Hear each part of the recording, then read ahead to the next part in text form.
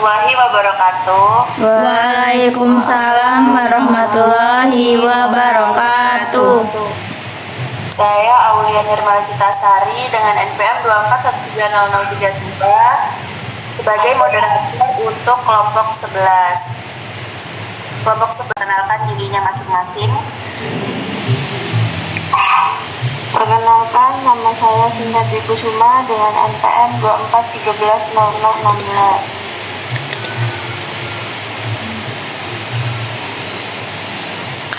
Perkenalkan, nama saya Karima Safira dengan NPM 24130042. Perkenalkan, nama saya Salamunika Kusuma Adela dengan NPM 24130038.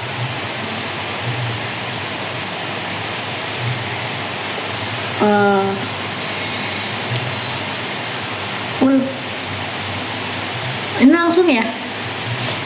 Ya, langsung. Oke.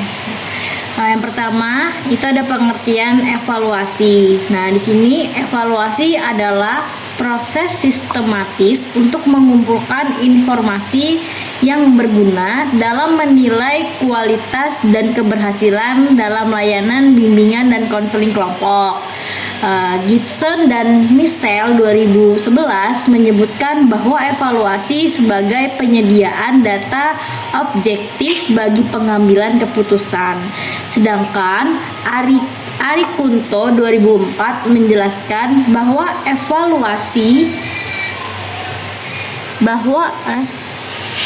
evaluasi dilakukan untuk menentukan alternatif keputusan yang tepat. Dengan demikian, evaluasi tidak hanya menilai hasil, tetapi juga meninjau proses pelaksanaan sejauh mana tujuan itu tercapai, serta kendala yang muncul selama kegiatan. Materi selanjutnya itu ada tujuan evaluasi. Tujuan evaluasi dalam bimbingan dan konseling kelompok itu antara lain sebagai berikut. Yang pertama, untuk mengetahui sejauh mana kegiatan bimbingan kelompok itu mencapai tujuan yang telah ditetapkan. Lalu kedua, menilai efektivitas dan efisiensi pelaksanaan program bimbingan dan konseling. Yang ketiga, mengetahui kemajuan peserta didik setelah mendapatkan layanan bimbingan. Yang keempat, menjadi dasar dalam perbaikan dan pengembangan program bimbingan di masa mendatang.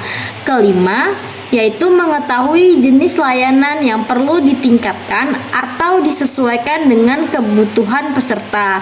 Dan yang terakhir, yaitu untuk memberikan informasi penting bagi konselor dalam menyusun program lanjutan yang lebih efektif.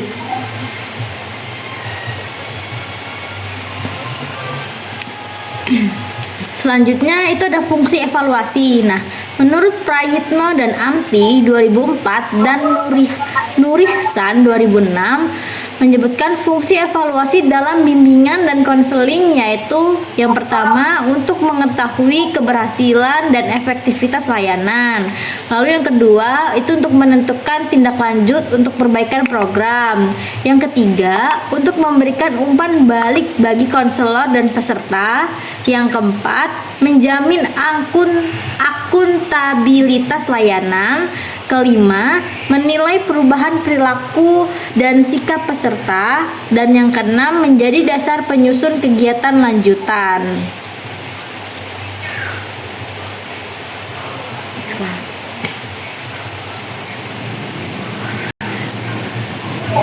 Yang selanjutnya yaitu ada pengertian tindak lanjut.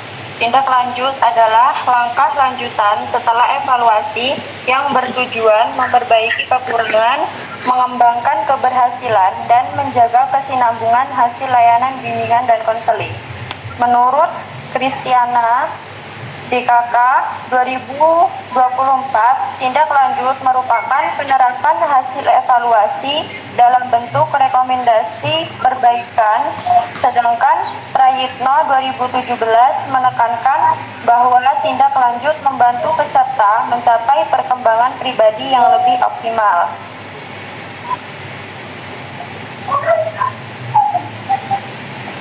Yang selanjutnya yaitu tujuan tindak lanjut. Tujuan tindak lanjut dalam bimbingan dan konseling kelompok antara lain yang pertama, memperbaiki kekurangan yang ditemukan dalam evaluasi. Yang kedua, mengembangkan dan meningkatkan kualitas program layanan. Yang ketiga, memantau perkembangan peserta setelah kegiatan bimbingan. Yang keempat, memberikan bantuan lanjutan bagi peserta yang masih membutuhkan. Yang kelima, menjaga keberlanjutan hasil positif dari kegiatan. Yang keenam, menjadi dasar penyusunan program bimbingan berikutnya agar lebih efektif. Selanjutnya, langkah-langkah tindak lanjut dalam bimbingan dan konseling kelompok yaitu yang pertama, menentukan aspek yang perlu diperbaiki atau dikembangkan berdasarkan hasil evaluasi.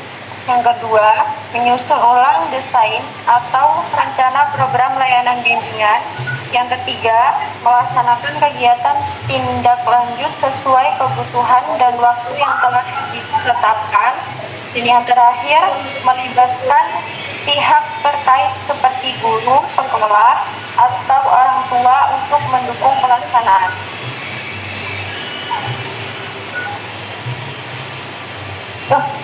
Integrasinya gimana? Pelaksanaan tindak lanjut dilakukan setelah evaluasi sebagai langkah nyata untuk memperbaiki dan mengembangkan program bimbingan. Kegiatan ini dapat dilakukan melalui diskusi, wawancara, survei, atau kuesioner guna mendapatkan masukan yang berguna. Hasil tindak lanjut digunakan untuk menyusun program baru, mengembangkan layanan, atau melakukan alih tangan kasus agar layanan bimbingan dan konseling menjadi lebih efektif serta berkelanjutan. Integrasi nilai keutamanya carry teman-teman. Berarti aku siapa? Tolong.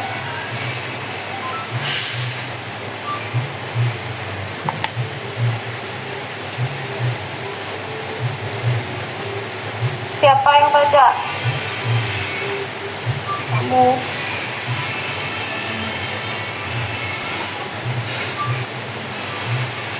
Interogasi nilai keislaman Quran Surah Al-Hasyr ayat 18. Bismillahirrahmanirrahim. Ya ayyuhalladzina amanu taqullaha wal tanzur nafsum ma qaddamat lighadin wattaqullah innallaha khabirum bima ta'malun. Artinya, wahai orang-orang yang beriman, bertakwalah kepada Allah dan hendaklah setiap orang memperhatikan apa yang telah diperbuatnya untuk hari esok atau akhirat. Dan bertakwalah kepada Allah, sungguh Allah Maha mengetahui terhadap apa yang kamu kerjakan. Ayat ini menekankan pentingnya muhasabah atau evaluasi diri terhadap setiap perbuatan dalam konteks bimbingan dan konseling kelompok. Hal ini sejalan dengan kegiatan evaluasi yang bertujuan menilai hasil dan proses agar dapat dilakukan perbaikan melalui tindak lanjut.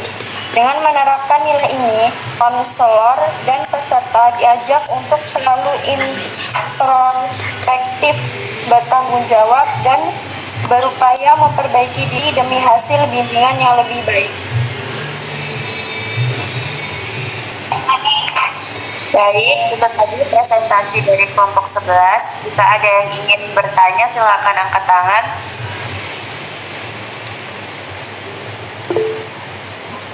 Azza, silakan perkenalkan dirinya dan sebutkan NPM-nya. Izin memperkenalkan diri, nama saya Azza Lailatul Zahra dengan NPM 241326. Sini saya akan bertanya, apa saja aspek yang dievaluasi setelah pelaksanaan bimbingan dan konseling kelompok?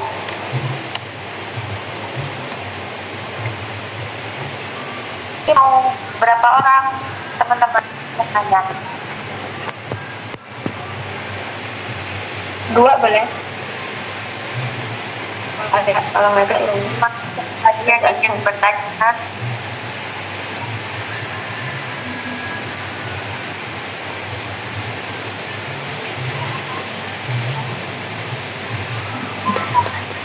Mulai dari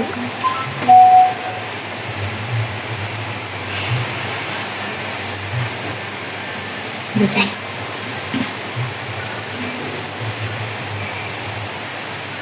Baik, sebelumnya izin memperkenalkan diri, nama saya Wulandari, NPM 24130010. Pertanyaannya, bagaimana cara mengukur efektivitas pelaksanaan bimbingan dan konseling kelompok melalui evaluasi hasil yang diperoleh? Terima kasih.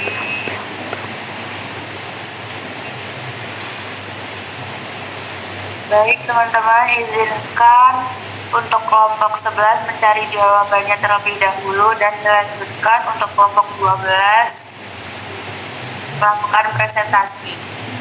Izin menjawab pertanyaan Aza tadi. Pertanyaannya itu ada suaranya nggak guys? Ada. Ini pertanyaannya Aza, apa saja aspek yang dievaluasi setelah pelaksanaan bimbingan dan konseling kelompok? Nah, izin menjawab ya. Jadi aspek yang dievaluasi itu yang pertama ada proses kegiatan. Jadi tuh dilihat tuh apakah kegiatan itu berjalan lancar dan sesuai rencana atau tidak. Nah, yang kedua itu hasil kegiatannya. Tadi kan proses, habis proses hasilnya.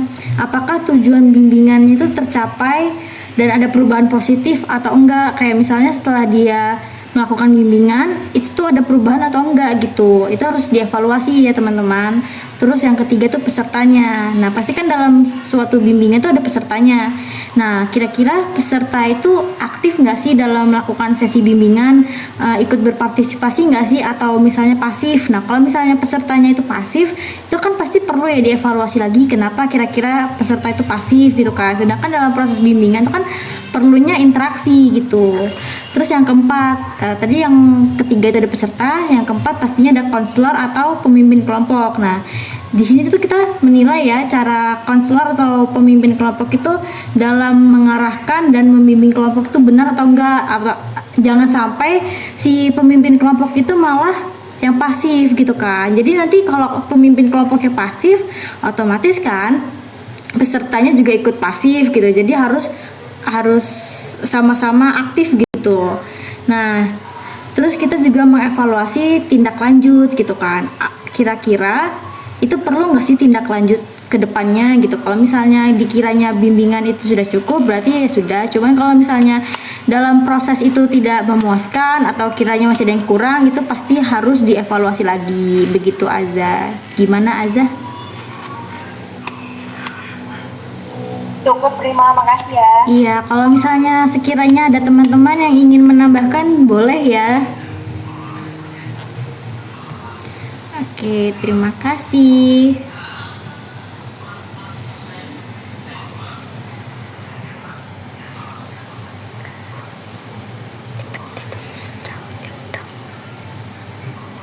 Izin menjawab pertanyaan Wulandari. Bagaimana cara mengukur efektivitas pelaksanaan bimbingan dan konseling kelompok melalui evaluasi hasil yang diperoleh? Yaitu caranya yang pertama, menentukan tujuan yang jelas. Sebelum mengukur, pastikan tujuan layanan sudah spesifik. Misalnya, meningkatkan kepercayaan diri, kerjasama tim, atau mengendalikan emosi. Yang kedua, melakukan evaluasi hasil. Gunakan instrumen atau alat ukur seperti angket, skala sikap, atau observasi langsung. Yang ketiga, melalui refleksi dan umpan balik peserta, yaitu minta peserta mengisi lembar refleksi atau wawancara singkat tentang apa yang mereka pelajari dari kegiatan. Yang keempat, menganalisis perubahan perilaku. Perhatikan perubahan nyata setelah kegiatan seperti peserta lebih terbuka dan aktif berbicara. Dan yang terakhir, mengevaluasi tindak lanjut. Periksa apakah peserta menerapkan hasil bimbingan dalam kehidupan sehari-hari. Misalnya, apakah peserta benar-benar mempraktikkan keterampilan sosial yang dipelajari. Gimana Wulan? Cukup, terima kasih. Sama-sama. Baik, kesimpulan dari kelompok 11 adalah Mana nih? Bentar guys. Evaluasi dan tindak lanjut memiliki peran penting dalam meningkatkan kualitas layanan bimbingan dan konseling kelompok. Evaluasi berfungsi untuk menilai keberhasilan kegiatan serta menjadi dasar perbaikan program, sedangkan tindak lanjut dilakukan mana? Duit 400.000 deh. Iya bentar guys, bentar. Itu direkam sih.